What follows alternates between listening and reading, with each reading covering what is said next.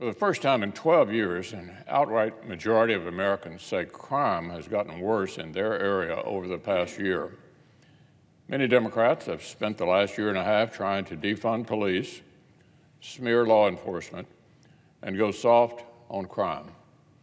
As a result, innocent citizens have spent a year and a half watching murders, carjackings, and other violent crimes literally skyrocket.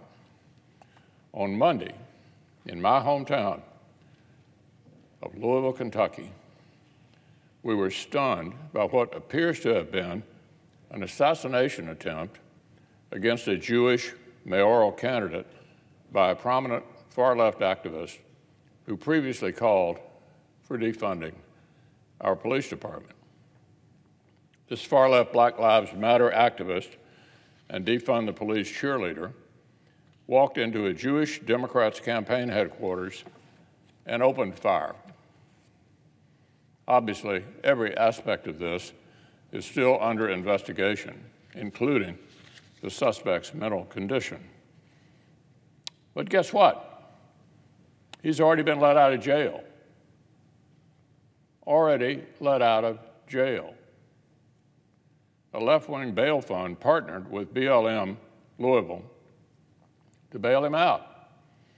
Less than 48 hours after this activist tried to literally murder a politician, the radical left bailed their comrade out of jail. This is just jaw-dropping. The innocent people of Louisville deserve better. Since 2020, a long list of prominent corporations have donated or pledged enormous amounts of money to the radical nationwide BLM parent organization. One wonders if any of their corporate money helped spring this would-be assassin from jail.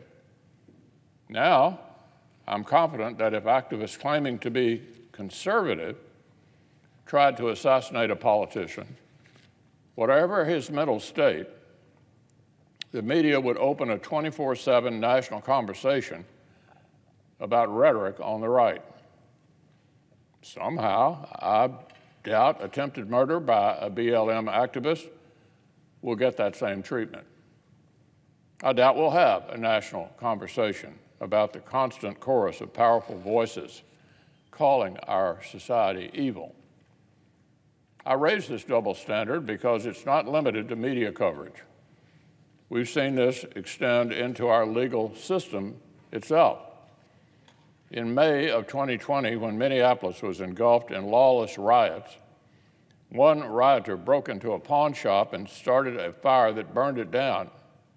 His act of arson actually killed somebody. But the federal attorneys who were supposed to represent the victim and the people went out of their way to push for an unusually lenient sentence. They asked for the typical sentencing guideline to be cut in half.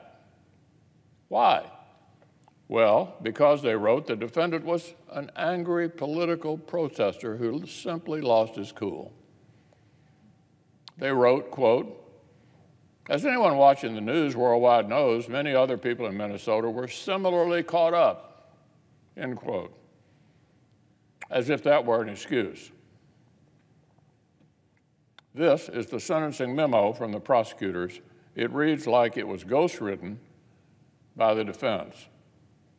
They even tried to quote Dr. Martin Luther King Jr. to explain why this guy burned down a pawn shop. What a backward attitude. We cannot have federal officials acting like left-wing political violence is more acceptable than any other violence. If anything, political violence is uniquely unacceptable in a democratic republic. Now, I placed a hold on President Biden's nominee to take over as U.S. Attorney in Minnesota until he pledged he'd keep political favoritism out of his prosecutions. Fortunately, he quickly said so in writing. He also knows Republicans will be watching. The American people need public servants to crack down on crime and defend their safety. Crack down on crime and defend their safety. Less pandering to woke mobs, more protecting innocent families.